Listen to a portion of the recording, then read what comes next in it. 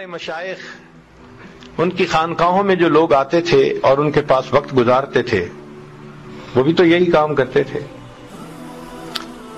مشائخ چشت سبق کہتے ہیں اللہ حاضری اللہ ناظری اللہ معی. اللہ حاضر ہے، اللہ مجھے دیکھتا ہے، اللہ میرے ساتھ ہے. تو مقصود تو وہی ہے. تو یہ جو سبق سکھائے گئے ان کا بنیادی مقصد کیا تھا کہ دل میں اللہ تعالی کے استحضار کو پیدا کر دینا. جب یہ استحضار پیدا ہو گیا پھر انسان گناہ نہیں کر سکتا، پھر گناہوں سے جان چھوٹ جاتی ہے، پھر گناہ کی طرف آنکھ اٹھا کے بھی نہیں دیکھتا انسان. ایسے اس کے دل کی کیفیت ہو جاتی ہے. چنانچہ ایک بزرگ تھے تو ان کے پاس ایک نوجوان آئے اور انہوں نے دوسرے دن ہی ان کو خلافت دے دی.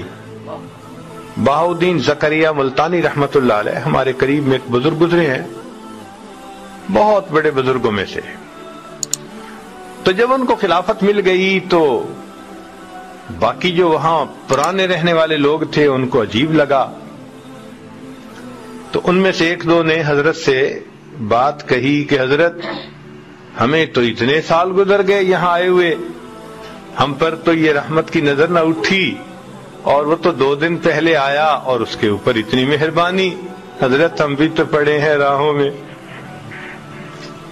جب اس نے یہ بات کی تو شیخ نے کہا کہ اچھا میں تمہیں اس کا جواب کسی وقت سمجھاؤں گا. اب 2-4 دن گزر گئے تو کرنے والے بھی بات بھول گئے تھے. اللہ کی شان کے مہمان آ گئے اور ان کے لیے مرغی ذبح ہونی تھی، چند مرغیاں.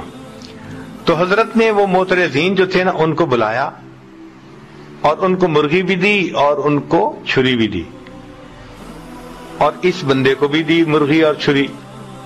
اور ان 4-5 جو بھی تھے ان کو کہا بھئی جاؤ ان کو ایسی جگہ ذبح کر کے لاؤ جہاں کوئی نہ دیکھتا. وہ لوگ گئے، کوئی دیوار کے پیچھے بیٹھ کے ذبح کر رہا ہے، کوئی درخت کے پیچھے بیٹھ کے ذبح کر رہا ہے، سب ذبح کر کے لے آئے. تھوڑی دیر کے بعد وہ نوجوان آیا تو دیکھا کہ مرغی بھی زندہ ہے اور آنکھوں میں آنسو بھی ہے. تو شیخ نے پوچھا کیا ہوا؟ حضرت آپ نے شرط لگائی تھی ایسی جگہ ذبح کرو جہاں کوئی نہ دیکھتا ہو، میں جہاں بھی گیا میرا پروردگار مجھے دیکھ رہا تھا. تو شیخ نے ان لوگوں کو سمجھایا کہ دیکھو اس نوجوان کے قلب کی یہ کیفیت تھی جس وجہ سے اس کو میں نے یہ نعمت جلدی عطا کر دی. تو اس ذکر اور مراقبے کا بنیادی مقصد یہی کہ ایمان مضبوط ہو جائے، پھر انسان کی زندگی گناہوں سے پاک ہو جاتی ہے. آج چونکہ ہم محنت نہیں کر رہے، آج گناہوں کا کرنا بہت آسان بن گیا. اب آپ یہ نہ سوچئے کہ یہ ایمان مل گیا تو بس انسان عورت سے متعلقہ گناہ سے بچ جائے گا. نہیں، سارے گناہوں سے بچ جائے گا. ہر گناہ سے نہ دھوکہ دے گا، نہ جھوٹ بولے گا، نہ کسی کا برا سوچے گا، اس لیے کہ اس کو پتا ہوگا کہ جو میں سوچ رہا ہوں، جو میں کر رہا ہوں، میرا رب مجھے دیکھتا بھی ہے اور جانتا بھی ہے. اللہ اکبر کبیرہ.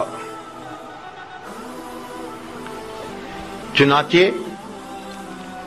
اللہ کے خوف سے گناہ کو چھوڑ دینا یہ اللہ رب العزت کو بہت پسندیدہ ہے.